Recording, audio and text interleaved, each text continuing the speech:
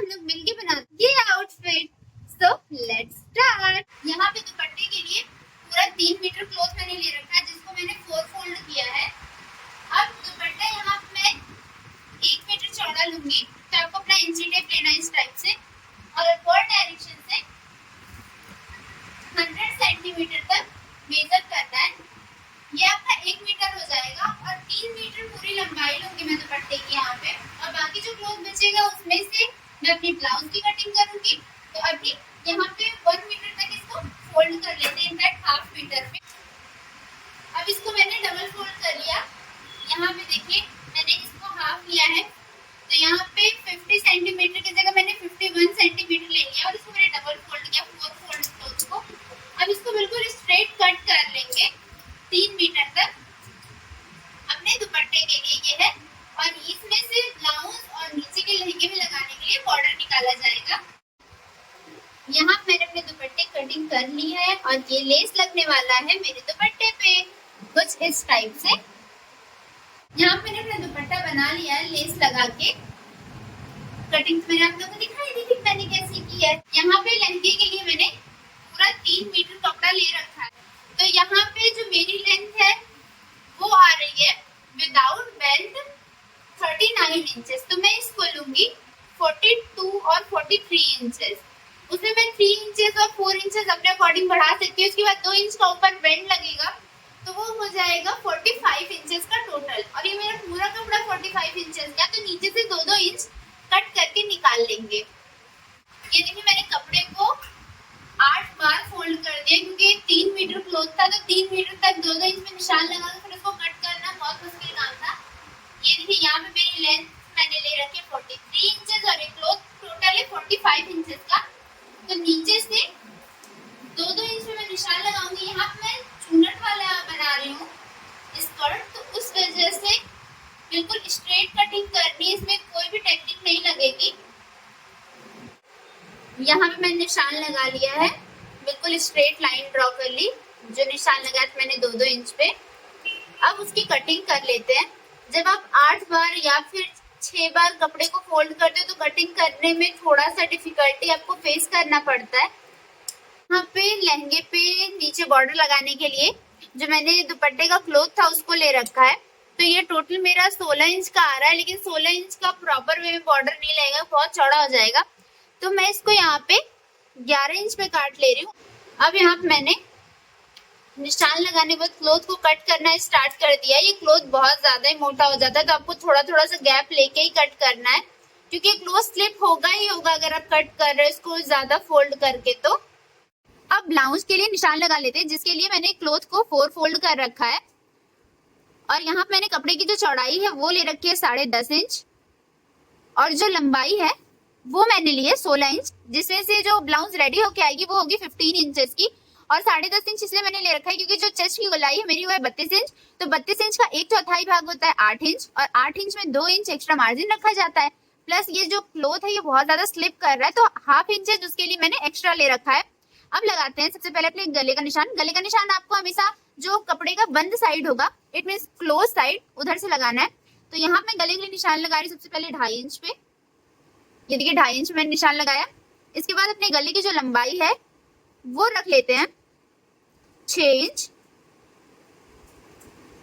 यहाँ मैं किसी भी फ्यूज पेपर का यूज नहीं कर रही हूँ निशान लगाने के लिए, सॉरी गला बनाने के लिए। देन इसके बाद आपको 0.75 इंचेस लेना है एक्स्ट्रा, जिसपे आपको अपने गले का राउंड शेप ड्रॉ करना है। मैंने कुछ इस टाइप से राउंड शेप ड्रॉ कर रखा है अपने गले का, आप चाहो तो अदर शेप भी ड्रॉ कर सकते हो। इसके बाद लगा लेते हैं अपने शोल्डर का निशान। तो जो यहाँ से अपने 2.5 इंच पे गले का निशान लगा रखा है, उससे आपको 3 इंच आगे की तरफ लेना है अपने शोल्डर के निशान के लिए। यहाँ मैंने शोल्डर का निशान लगा लिया। अब इसके बाद लगाते हैं आर्म होल का निशान, जो कि मैं लगाऊंगी 6.5 इंच पे। अगर आपको बहुत ज्यादा राउंड आर्म होल चाहिए तो आप 7 इंच लीजिएगा, उससे मार्जिन हल्का सा बढ़ जाता है आर्म होल का। देन जो एक्स्ट्रा क्लॉथ है उसके साथ मैच कर लेते हैं। अब ये तो हो गया हमारे बैक आर्म होल के लिए निशान।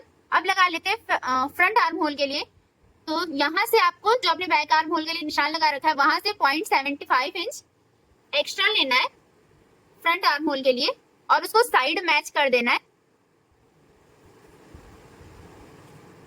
अब आर्म होल के कर्व के लिए निशान लगा लेते हैं। एक निशान आपको लगाना है 1.5 इंच 1.5 इंच पे, और एक लगाना है आपको हाफ इंच पे। ये हो गया आपका 1.5 इंच पे निशान, और ये हो गया हाफ इंच पे, थोड़ा सा और डाउन होगा, यहाँ पे आएगा हाफ इंच पे निशान। देन इसके बाद लगाते हैं फिटिंग का निशान, तब लगाएंगे आर्म होल के कर्व का निशान। तो फिटिंग के निशान के लिए आपको स्टार्टिंग के क्लोथ से मेजरमेंट लेना है, जो आपने राउंड मतलब फोल्ड कर रखा है क्लोथ वहां से। तो यहाँ पे मैंने आपको पहले बताया था कि मेरी चेस्ट की जो गोलाई है वो 32 इंच है, तो 32 इंच का 1/4 भाग हमारा हो जाएगा 8 इंच, जिसमें हम लोग 0.5 इंच लूजिंग के लिए ले लेंगे, और यहाँ पे आपको निशान लगा देना है। इसके बाद जो एक्स्ट्रा क्लोथ बच रहा है 2 इंचेस, वो आपका मार्जिन हो जाएगा।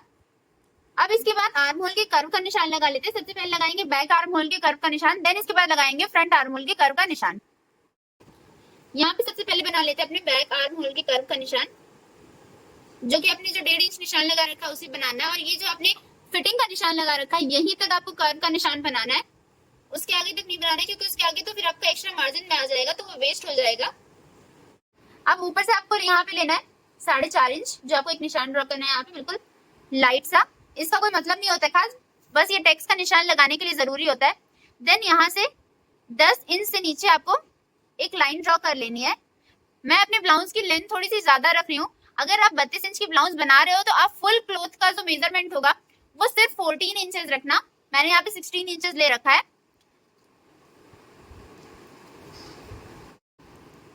अब लगा लेते हैं अपने कमर की फिटिंग का निशान। तो मेरी जो कमर है वो 28 इंच है। वो रेगुलर बेसिस पे किसी का भी चेस्ट अगर 32 इंच का है तो उसकी कमर 28 इंच की होगी, तो 28 इंच का 1/4 भाग हो जाता है 7 इंच।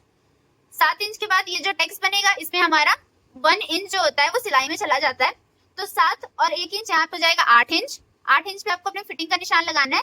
इसके बाद 2 इंच आपको एक्स्ट्रा मार्जिन ले लेना है, और जो फिटिंग का निशान है और जो मार्जिन का निशान है उन दोनों को मैच कर लेना है एक साथ। फिटिंग के निशान से आपको फिटिंग का निशान मैच करना है, और मार्जिन के निशान से मार्जिन का निशान मैच कर लेना है।